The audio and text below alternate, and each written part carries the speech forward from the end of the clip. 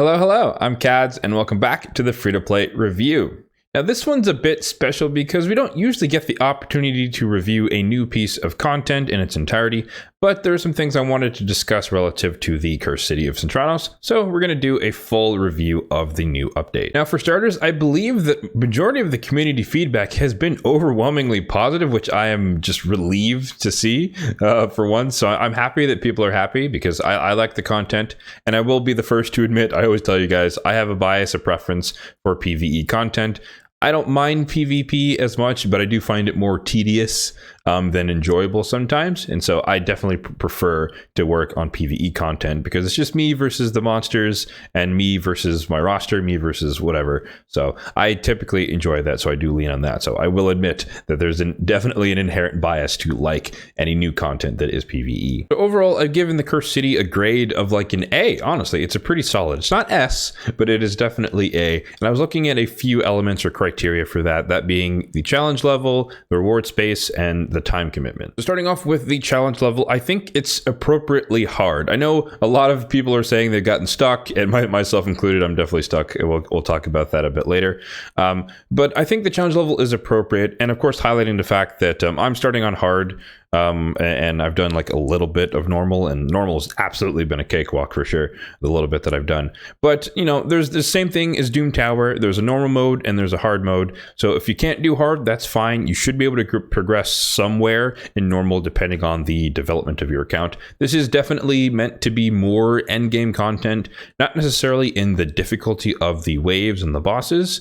It definitely on hard mode it is, but more so in the effect of you need a really fleshed out roster. You need a diverse a collection of champions that can meet all of the restrictions. And that's another thing to mention, of course, is the restrictions. This expansion is basically Doom Tower Secret Rooms on steroids, and I'm a huge fan of that because I need a reason to build champions. I want reasons to build more champions, more unique ones, even if it's just for one stage or one boss or whatever.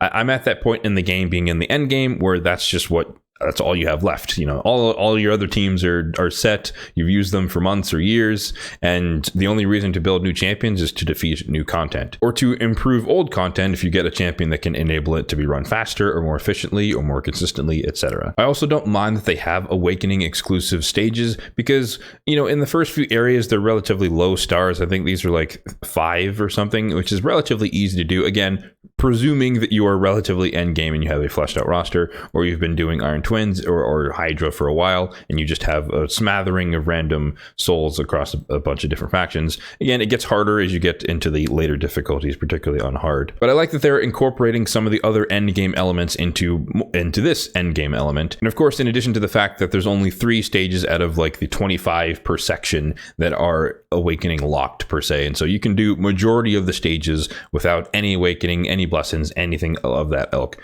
and you'll be able to complete the content if you have the champions to do so. I've also seen some people say that they're somewhat happy with the bosses being somewhat familiar. Double bosses are definitely intriguing to me, I would say. It's just a new take, a fresh take on the existing bosses where you have to consider both strategies to beat them at the same time. But I can also see the argument of it's like, well, you're just recycling old content, so it's not really new per se, and fair enough.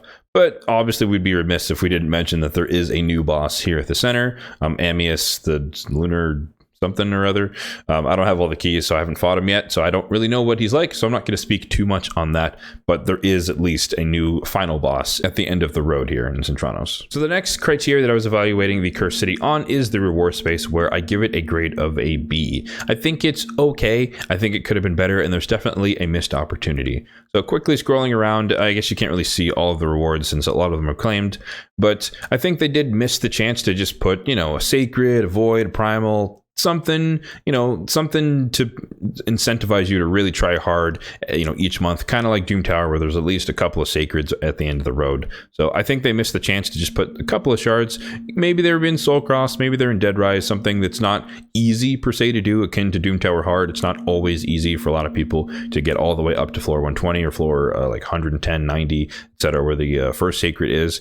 But it's something to strive for, and I do think that is 100% a missed opportunity. Aside from that, though, I think there are a pretty decent amount of good rewards across the board here. There's a couple of new gear sets that you can exclusively get from this area. There's mythical charms, which you can use in the forge to get mythical gear, and you get to choose. Again, player autonomy is always important in these types of games, and so you get to choose which forge sets you want to apply the mythical charms to potentially get mythical gear. There's the introduction of mythical chaos ore, which again is exclusive to this area, but again, it's just an expansion of being able to re-roll a mythical gear now on top of legendary and epic gear. Of course, there's energy, there's oil, which I think is undervalued or underrated as far as a reward, because every bit of oil you get from here, you don't have to run runs in Sand Devil, particularly if you don't like to do that advanced quest every few days or so whenever it pops up. But another thing I found very, very helpful, at least for me, because I had to build quite a few legendaries to do certain things or beat certain stages here, is the addition of like the tier 3 potions, which is really, really helpful. The superior potions. So I found that pretty nice. Of course, there's energy nodes, strewn across. Always good to have energy, and more energy is always good. I'd be remiss if I didn't mention, of course, that there is a mythical champion that you can earn slowly over time. Obviously, it's going to take, I think, 5 cycles or 5 months of fully completing the Cursed City to be able to get him, and that's like if you're perfect on hard.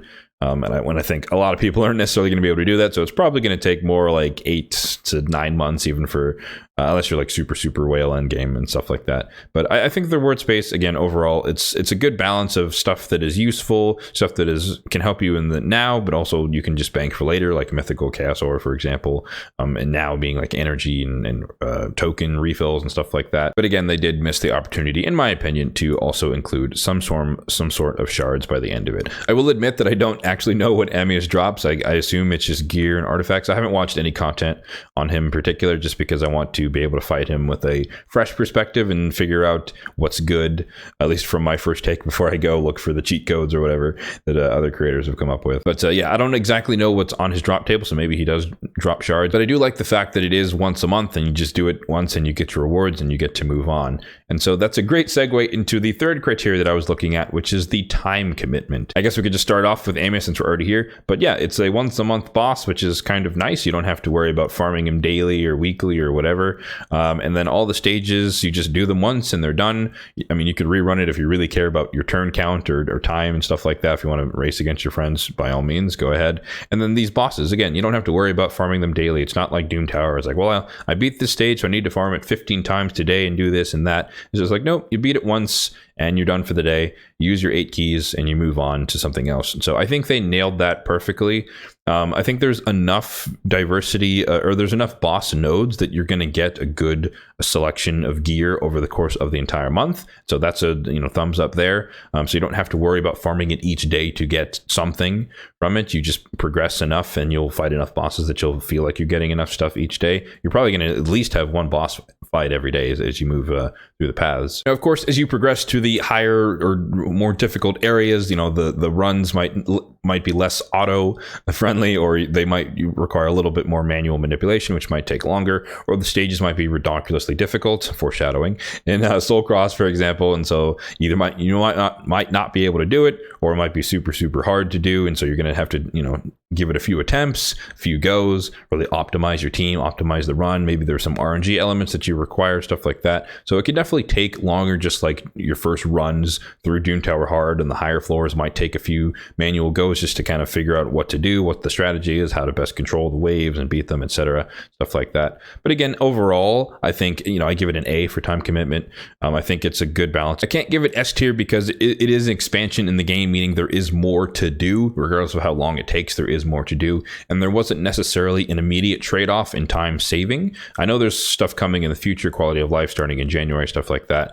But as of right now, there is no trade, and it's just more time that you have to spend in the game, albeit relatively small amount of time that you have to spend. So overall, I give the entire update a solid A. So of course, I'm not going to leave you guys hanging, and I'll answer the question of how far did I get? Obviously, if you read the title of this video, you know that I'm most certainly stuck, just like a lot of people, but I might get further than you think. But again, I want to highlight the fact that I am free to play, but I've been playing for pretty much 3 years at this point, and so I do have a lot of champions at my disposal. puzzle, I am most certainly in the end game. And so even despite being free to play, you're just going to accumulate a lot of champions over time, regardless of their utility, prior utility versus current utility. But yeah, so I've made it fairly far, I would say overall. I've done all of the Cobblemarket, I've done all of Plagueholme, I've done most of Deadrise, and I know that I can't entirely do it. And then Soulcross is, of course, where I am stuck through at various junctions here, where either I can't beat a boss or I just don't have enough champions built out to be able to beat the stages, and we'll highlight a little bit of that later. But I wanted to spend some time just talking about each of the regions and the difficulties that other people have had. Maybe I'll give you some inspiration for a strategy of your own, or just highlight some of the more difficult areas that I struggle to beat myself. So starting with the Cobblemarket, I think this is a very solid entry point, even on hard. I guess I haven't really done it in its entirety on normal, but even on hard, I don't think it was a huge barrier to entry. Again, this is endgame bias here, but I know a lot of people mentioned that the Baumel fight was a struggle here, so stage C8. And I am fortunate enough to have a bomb champion, of the one bomb champion that you can actually use in this fight, Lord Chazar. But you can see, based on the team power, that he's surrounded by a bunch of champions that have relatively high resistance. I didn't change their builds for this fight. That's just how they were already built. Urigram, I use him. He needs to be able to resist the poisons in hard mode dragon, so he has a ton of resistance. Wither doesn't need accuracy, so she's built with high resistance. Mithrala, obviously, with her passive, high resistance. And Lydia happened to build with high resistance as well. So we have Lord Chazar, who is surrounded by a bunch of high resistance people, so I don't really care about Baumel's placing bombs on us or doing anything like that. And yes, every few turns Lord Chazar was able to place some bombs on the boss, but you can tell that majority of the damage was probably done through poisons with Urigram and Mithrala. Then you combine that with a couple of cleansers, and with her being the primary healing, no one died, no one was susceptible to anything. Shielding as well from Mithrala. So it's a pretty easy fight for me, but I can understand it being a lot more difficult for a lot of other people. Next up, I went over to Plagueholme, and again, I did also clear that one out completely. Not really much of a fight in terms of the waves. There's a couple of ones where I had to build some champions to be able to beat them, just to meet the restrictions, and we'll talk about that later as well. But the things I wanted to highlight here were a couple of bosses, or double bosses. So stage P10 was quite an interesting fight here. It took a little bit of thinking to really figure out how to do this, because obviously we have access to Newt, which is great for the hard mode Fire Knight side of this, Eternal Dragon being the other side. But there's basically no other way to control Tainted Fyro there. And so what I ended up doing, as you can see here, is that I just went absolutely cracked out on speed, and then Fane was helping with the multi-hits. But I think Eternal Dragon got like one turn, maybe two, and I was definitely locked out. But they're so slow at this point compared to the speed of my champions that I was able to just get my abilities back just by taking turns. I think Tainted Fyro took maybe 1 or 2 turns while I was killing the Eternal Dragon. And then literally just with all of the turn meter boosting, I was able to use Newt alone to be able to apply enough freezes to Tainted Fyro after breaking the shield, of course, to keep his turn meter down, but also throw in some Blessed Bashes here and there to finish off the boss. So that's what I did for this stage. The other one I wanted to highlight was P12. Here with the Scarab King and the Spider. Spider part is not really that hard. You can kind of just face tank it, but the Scarab King is the one I wanted to highlight here that was a little bit more difficult. So you can see here that I went with a little bit of HP burn, as well as HP burn activation. And poisons from Taragi's passive is another way to deal with the Scarab King. But the main thing I wanted to highlight here is that I did not have enough blood shield to go around for this fight, and so I ended up having nested shields between Claude and Taragi. So 2 epics were basically the engine for not having the Scarab King just murder us with counterattacks, and then just some HP burn, and then buff stripping in case, because some of the champions are not built with high resistance, some of them are, so it's a mix of high and low resist on this team. So Scarab King getting turns means he could potentially steal buffs, so Mishinaki was a buff stripper to reduce that happening. So yeah, the spider portion was relatively easy because, you know, HP burn activation is a very, very meta way to deal with that. But yeah, nested shields, so 3 turn cooldown but 2 turn duration between 2 champions. They can trade off every other turn and place a shield just to make sure that we don't have the counterattacks from the Scarab King. So that's how I dealt with that stage. And lastly, for Plagueholme, one of the ones that was the most difficult and for me to figure out how to beat was actually the this stage 16, which is Tainted Hellraiser or Hard Mode Dragon, and the Nether Spider.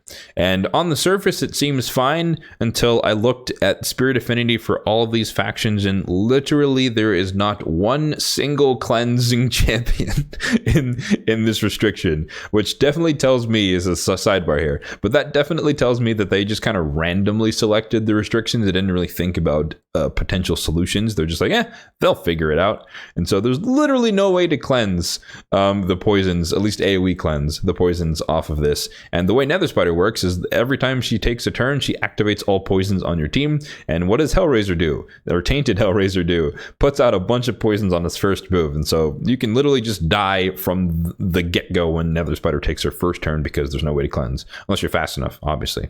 But so the secret that I used here was one, Wukong, because one, if he dies, he comes back to life, so that was pretty easy. But more importantly, he was able to strip the counterattacks off of the Spiderling or the Nether Spider's minions, so I could actually use AoE A1 champions, and Theodore in this case.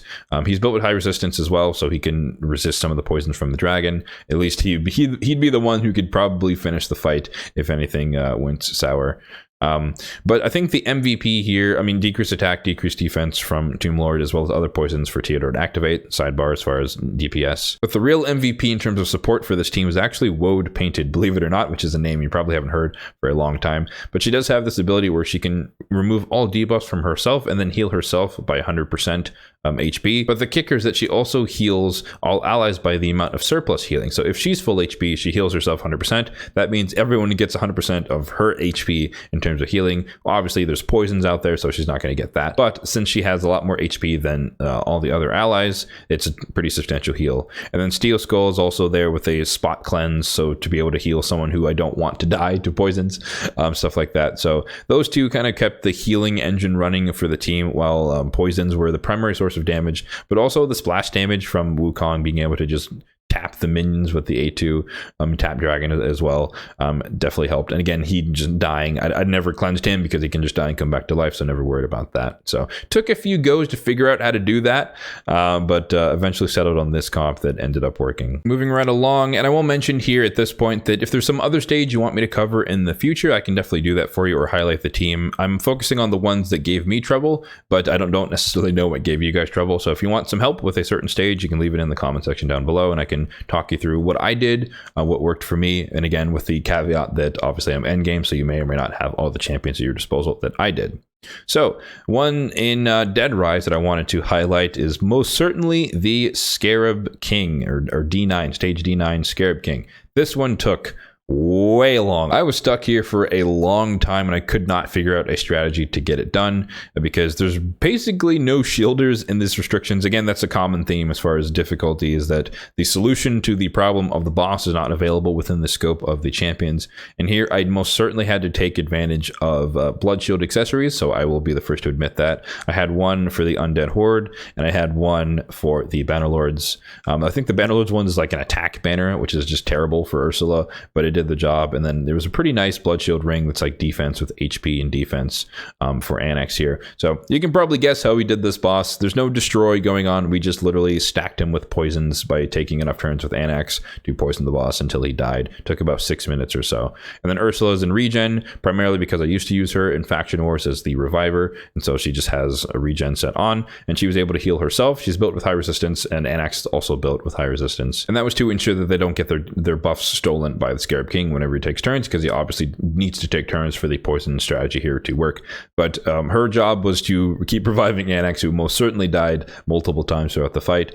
But because she could heal herself with the regen set, it was pretty much a safe run, full auto. And I could just let them buff as much as they needed to because they had enough resistance that Scarab King would rarely steal them. Well, here I do want to give an honorable mention to Vlad, because he is a previous fusion if you're playing far enough back that you have him or you happen to pull him. But he does destroy max HP on the A1. He also has decreased defense, and then he also has a leech and turn meter control, so he can be decent. Again, you'd still need blood shield to make that work, but he is another option that if you wanted to go the more destroy max HP route. He can heal himself on the A1 as well, but of course Scarab King takes a lot less damage when his max HP is not reduced, so you can't really heal without something else, either in lifesteal or have a reviver on the team. So that is another option that can work with some reviver in a blood shield accessory. Other than that, I haven't really struggled with any of the bosses, any of the other bosses in Deadrise. There's a couple of stages that I mentioned before that I can't do, one of which being this one here where it's spirit affinity HP based champions, and the problem I'm running into, or not spirit affinity, just HP based in these factions, the problem I'm running into here is I have no idea who's going to do damage in these waves, so I'll have to sort that one out. I'll keep thinking on it, and maybe it might be Timid the Fool and some damage set or something with the double AoEs, and then Coronar can provoke. I don't know, haven't figured it out yet. And then this one, I literally just don't have enough awakening stars to do it. I can't even get to 10, so that one's out of scope for me as well. So highlighting a couple of areas where I'm stuck, but the rest of it, the main thing there was Scarab King took me like a few days to really figure out, and that's why I partially started on normal, because I kind of gave up for a bit, and then I had some inspiration earlier today, so that's new. Yeah, I should be able to beat the rest of Deadrise aside from these two stages, so Deadrise is majority complete. So last but not least, we have Soulcross, which of course is the most difficult area, and I did not get far at least in my opinion, I didn't get that far. I've done a handful of stages here and there, but this place is brutal. It is super difficult, super hard, and it's right where it should be, right? You know, if you don't have a bunch of different champions from a bunch of different factions with a bunch of different gear, then it's just impossible to some degree. But the things I wanted to highlight here are a couple of bosses that I think would trip up a lot of people, and probably have tripped up a lot of people. And of course, one being Iron Twins. And you can see here my strategy is Brimstone. Literally, that's kind of it. I didn't really worry about anything else. Tuhanarok is obviously a huge advantage here because she has healing, she has decreased speed, she has decreased attack, so she could probably just solo it to keep herself alive, and that's not something that everyone's going to have access to. But also, I threw in Brogni just because I didn't want to worry about her not or placing too many buffs and him taking too many turns and taking too many getting too many hits in and killing her. So Brogni's in there as well to provide some shielding and a little passive healing from when the boss hits the shields, etc. But literally the damage here is just Brimstone. You place a Brimstone enough times, he will literally kill himself, and that was the strategy I employed here. So yeah, I didn't put much thought into that one, as you can tell, but that is how I was able to beat the Iron Twins stage S5 here. And the other one, oh boy, Sand Devil. This was a slog, and when I mean slog, I mean a slog. It took me around 30 minutes full manual to get this done, and basically we were carried by Pythion. In this case, he is positive affinity to the Sand Devil, so he cannot be crit, but his A4 is definitely still a big smack, in that it was pretty close to killing him most of the time. But my Pythion is a PvE Pythion who I also use in the arena, but he's high resistance, and he is very tanky, of course, and then he's in a regen set, so he can heal himself. So once he survived the big AoE hit, barely, he would revive the entire team, and then we have enough healing and stuff to make sure that he doesn't die the next cycle around, and everyone else most certainly died. But the cool thing here is that we just used poisons slowly but surely. The reason it takes forever is obviously you can't place debuffs while he's awake, and so a lot of the time you're just waiting until he does his A4 and kills everyone aside from Pythion, and then we can start the cycle over again. But also had to be cognizant of the fact that we can't let his Pythion's max HP drop by too much. So side benefit of having Miracle Heal on Ugo, so she can restore destroyed max HP every time she uses her Cleanse Heal ability, but also being able to spot heal with Urgrim right after or while Sand Devil is asleep, because while he's asleep you can every heal restores destroyed max HP outside of Miracle Heal, so it's another thing. But yeah, the strategy here, keep Pythion alive, and then while the boss is asleep, place as many debuffs as you can to reduce the damage from that other ability where he cleanses himself. Obviously he heals based off max HP loss on your team, and so I try to heal between Ugo and Urgrim as much of that back as I can while he's asleep. And there's also a pretty neat aspect of having some champions like Mordecai here, who 2 out of his 3 abilities don't hit, they don't attack. The A1 does, but the HP burn and the turn meter fill thing, they don't hit, and so you can save a lot of time, so to speak, and choose when you actually attack the Sand Devil. So this isn't exactly a strategy, more of a crutch leading on Python heavily. As long as you build him tanky enough, he can survive the hits. So you're probably still gonna have to full manual, because it's not a Godseeker and Neri type thing where you can have that going on for you. But if you have Python, which I hope a lot of you do, he was an excellent fusion way back in the past.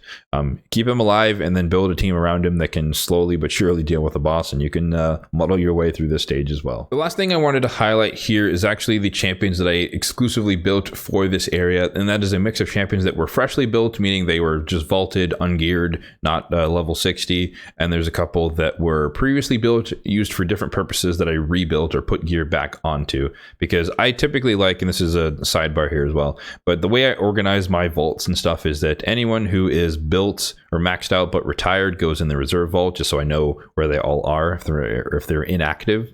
And so I would look in here. I mean, I guess you can see the filters on each stage, but I would, if there's someone who I've already maxed out who fits the bill for the stage, then I put gear back on them and put them in the vault, because I use the vault to hold all champions that have gear on. And also just like faction guardians and stuff down here, or unique epics, people that could be built. But that's just my particular style of organization. But again, the key here is that I have a lot of champions, or the champions that I use in some area are usually in the vault or in the main area for the main teams. But yeah, so the thing I wanted to highlight here is that there's a handful of champions that I rebuilt. And there's some champions that I built freshly for stages. So highlighting a couple of those. We're not going to go through all of their gear or anything like that, because I didn't show you all the teams necessarily. But again, if you do want a deep dive on certain stages or certain whatevers, let me know in the comment section down below. I can reply and tell you exactly what I used to beat that stage. But one of the ones I wanted to highlight, of course, Anax. Like I said, he's in a relatively high resistance, enough accuracy to do the job type build. So I rebuilt him.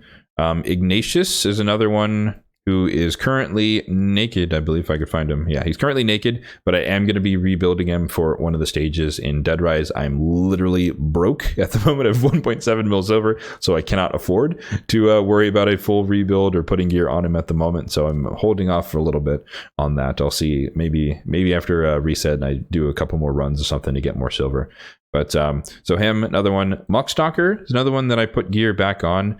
I was working on, or trying to develop, a team using him to deal with higher stages of the Sand Devil, and that never really came to fruition. But in the pursuit of that, I'd already taken Muckstalker to 6-star. He's a rare, so it wasn't really that big of a deal in terms of resources. But yeah, I needed him for one of the HP rooms. Just that 2-turn sleep came in really clutch. So I definitely made sure to use that. And then another one I highlighted earlier was Claude Beastfeeder, who I used to use in the first completions of the Frostbiter with the increased accuracy, as well as a little bit of healing on the passive. So Claude was another one that I repurposed or rebuilt. As far as freshly built champions, there are a handful of those as well. And the reason I want to highlight this more importantly is because the legendary specifically are unbooked. So Ignatius included, he's unbooked, never booked him, and didn't really have a purpose. I used to use him in Faction Wars, that's why I 6-starred him. But he is completely unbooked, and I did not book any of the other legendaries we're going to mention here.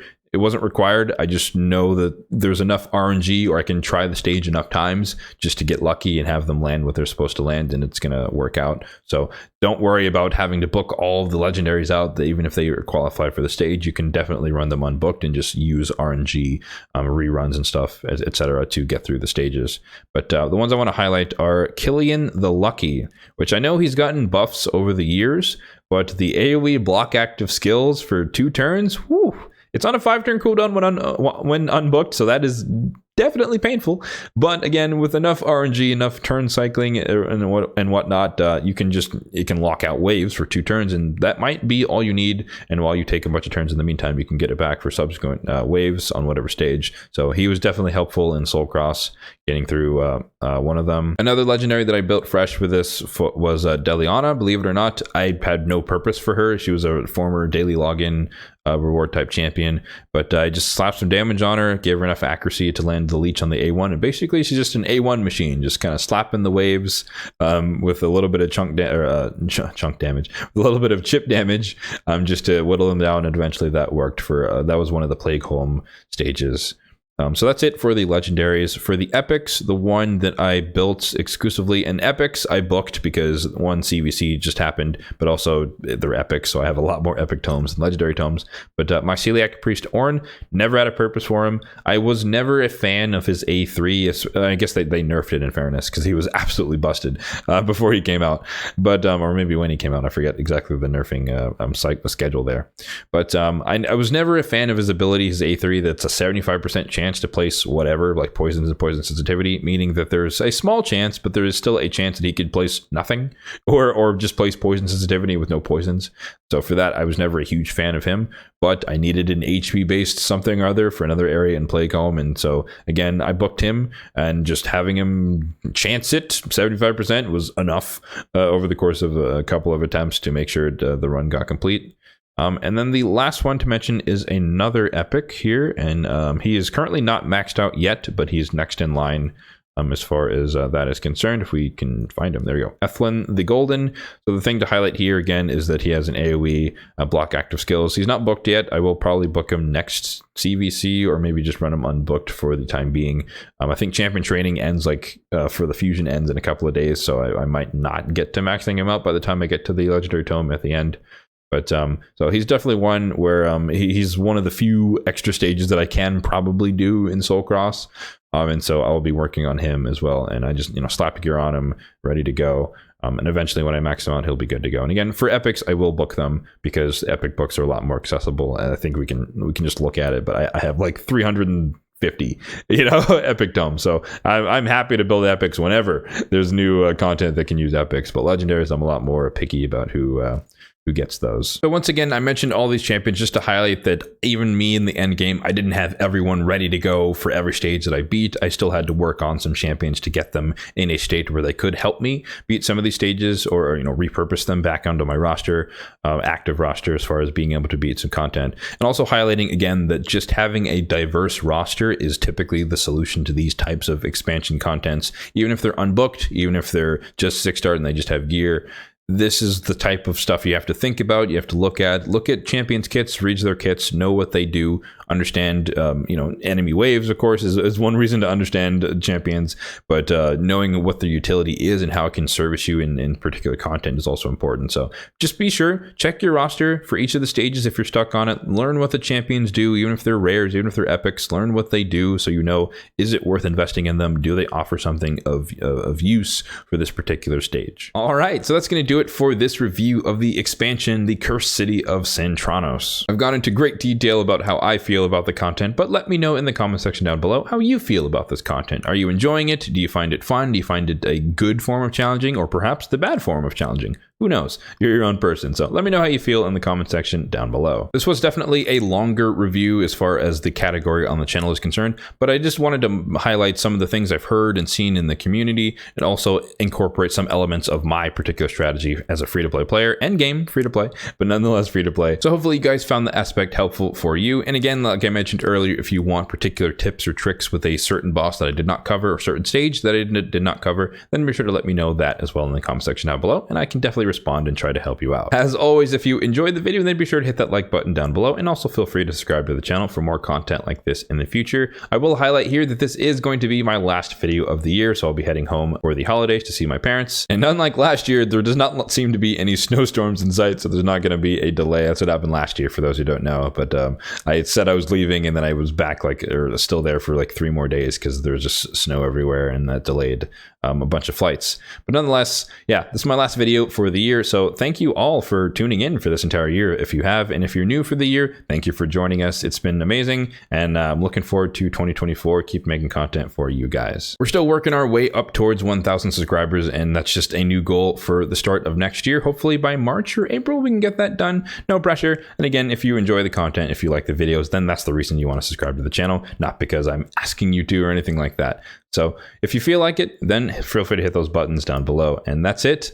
Merry Christmas, Happy Holidays, or whatever you celebrate at the end of the year here, and I'll see you guys in 2024. Thanks for watching, and have a good one.